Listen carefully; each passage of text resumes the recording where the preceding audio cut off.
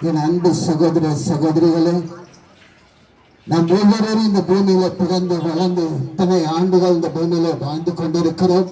நாம் என்ன சாதிச்சிட்டோம்? பாவிகளால் இருக்கையில் கிறிஸ்து இயேசு நம்மை ரட்சிக்கிற தேவனாய் இருக்கிறார். இந்த பூமியில பிறந்தோம் வளர்ந்தோம், எத்தனை பாவங்கள், எத்தனை சாபங்கள் ஒரு மனிதனுக்கு. அந்த குடும்பத்திலே சமாதானம் இல்லை. பாவம் இருந்தால் எப்படி சமாதானம் இருக்கும்? சாபம் இருந்தால் எப்படி சமாதானம் இருக்கும்? இந்த உலகத்தில் உள்ள ஒரே சமாதானத்தின் தேவன் ஆண்டவராகிய இயேசு கிறிஸ்து வருவதாம். அவரை நோக்கி கூப்பிடணும். தேவனே, இந்த உலகத்தின் சமாதானம் விரைவாக இருக்கிறது, உம்முடைய சமாதானத்தை எனக்கு தாரும். சொன்னார், என்னுடைய சமாதானத்தை என நோக்கி வைத்து போகிறேன். உலகம் தருகிற பிரகாரமாக அல்ல, நான் கொடுக்கும் சமாதானம் இந்த பூமியிலே நீ வாழ்கிற நாளெல்லாம் என்னுடைய சமாதானத்தை நீ சுதந்திரமாய் சுதந்திரத்தை வாழ்ந்து கொள்ளுவாய் என்று வாழ்கிற அன்பான சகோதர சகோதரிகளே, அநேக குடும்பங்களில் பார்க்கிறோம். கணவனுக்கும் மனைவிக்கும் சமாதானம் இல்லை, பெற்ற பிள்ளைகளுக்கும் தாய் தகப்பனுக்கும் சமாதானம் இல்லை, கூட பிறந்த சகோதர சகோதரிடத்திலும் சமாதானம் இல்லை. இந்த உலகத்திலே சமாதானத்தின் தேவன் ஒருவர் உண்டு என்றால் அவர் தான் உலக ரட்சகராக இயேசு கிறிஸ்து.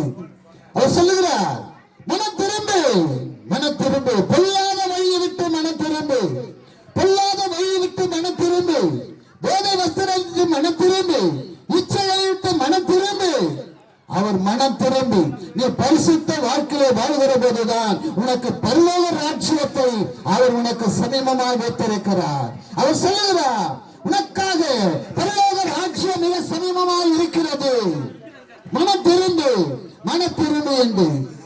உங்களுடைய குடும்பத்திலே எத்தனை வருத்தங்கள், எத்தனை பாரங்கள், எத்தனை நிந்தைகளோடு வாழ்ந்து கொண்டிருக்கிறீர்கள், இத்தனை வருஷம் சம்பாதிக்கிறீங்க, என்ன இருக்கு? ஆனால் ஆண்டவராகிய இயேசு கிறிஸ்து சொல்லுகிறார், வருத்தப்பட்டு பாரம் சுமக்கிறவர்களே நீங்கள் எல்லோரும் என்னிடத்தில் வாருங்கள், நான் உங்களுக்கு இளைப்பாறுதல் தருவேன் என்று சொல்லுகிறார். இன்னைக்கு உங்களுக்கு நல்ல இளைப்பாறுதல் வேணுமா? சந்தோஷம் வேணுமா? சமாதானம் வேணுமா? விடுதலை வேணுமா? ஆசீர்வாதம் வேணுமா? ஆண்டவராகிய இயேசு கிறிஸ்து உங்களை அன்போடு அழைக்கிறார், அன்போடு அழைக்கிறார். இரு கரங்களை நீட்டி, இரு கரங்களை நீட்டி அன்போடு அழைக்கிறார். அவர் சொல்லுகிறார், என் மகனே, என் மகளே, பொல்லாத வழி விட்டு மனம் திரும்பு, என்னிடத்திலே வா, நான் உன்னை விடுவிப்பேன், என் வலது கையினால் உன்னை தூக்கி எடுப்பேன். சடுதலை இருந்து, பிரிவில இருந்து, சேற்றில இருந்து, பாவத்தில இருந்து, சாபத்தில இருந்து, போதையில இருந்து உன்னை விடுதலை தரக்கூடிய ஒரே விடுதலை தேவன் ஆண்டவராகிய இயேசு கிறிஸ்து ஒருவர் தான். இந்த பூமியிலே குடும்பத்திலே சமாதானம் இல்லாமல் எத்தனை நாட்கள் பொல்லாத நிந்தைகளோடு வாழ்ந்து கொண்டிருப்பீர்கள். நான் ஒரு காலத்திலே இப்படியாப்பட்ட உலகத்தின் காரியத்திலே வாழ்ந்து கொண்டிருந்து வந்தான். ஆனால் அவ்வளவு பாவம், குடும்பத்தில் நிம்மதி இல்லை, என் பிள்ளைகளிடத்தில் சென்று நிம்மதி இல்லை, எவ்வளவோ கஷ்டப்பட்டு வேலை செய்வது ஒன்றுமே இருக்காது. கடன் பிரச்சனை, கடன் பிரச்சனை, கடன் பிரச்சனையோடு வாழ்ந்து கொண்டிருந்து ஒரு நாள் மரண வியாதி வந்தது. அந்த மரண வியாதியை எத்தனையோ மருத்துவத்தில் கொண்டு போய் போட்டார்கள் மருத்துவமனையில். எந்த மருத்துவரும் அந்த வியாதி சுகமாகவில்லை. ஆனால் ஆண்டவராகிய இயேசு கிறிஸ்துவின் சுவிசேஷ வார்த்தை எனக்குள்ளே வந்தது, அந்த ஒளி என் மேல் பட்டது. அப்போதுதான் எனக்கு அந்த உயிர்ப்பிக்கிற எனக்கு தேவன் எனக்கு நல்ல ஜீவனை கொடுத்தார். இந்த நாள் வரைக்கும் எனக்கு ஜீவனை கொடுத்த தேவனுக்கு என் ஜீவிய காலமெல்லாம் அவருடைய ஊழியத்தை செய்ய தேவன் அழைத்திருக்கிறார்.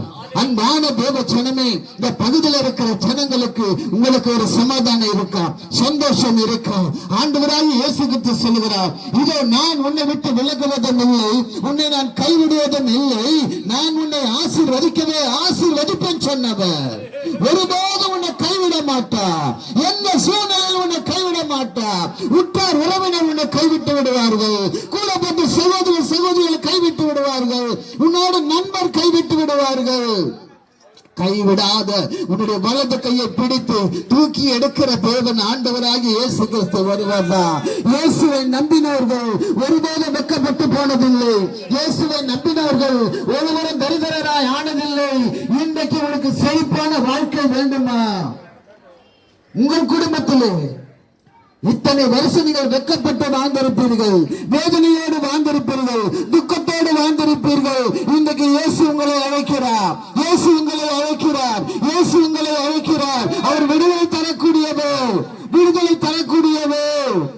யாரும் உங்களுக்கு விடுதலை தர முடியாது, யாரும் உங்களுக்காக பறிஞ்சு பேச முடியாது. உங்க குடும்பத்துல வழக்கு இருக்கலாம், நீதிமன்றத்துல வழக்கு 10 வருஷம் 15 வருஷம் 20 வருஷம் வழக்கு இருக்கலாம். அந்த வழக்கை உனக்கு எந்த நீதிபதி எந்த வக்கீல உனக்கு அதை தீர்த்து வைக்க முடியாது. ஆண்டவராக இயேசு கிறிஸ்து மனதுருகினார். அவர் உனக்காக யுத்தம் பண்ணுகிற தேவன், உனக்காக வழக்காடுகிற தேவன். இன்னைக்கு நீதியின் நியாயாதிபதியாக இருக்கிறவர் ஆண்டவராக இயேசு கிறிஸ்து.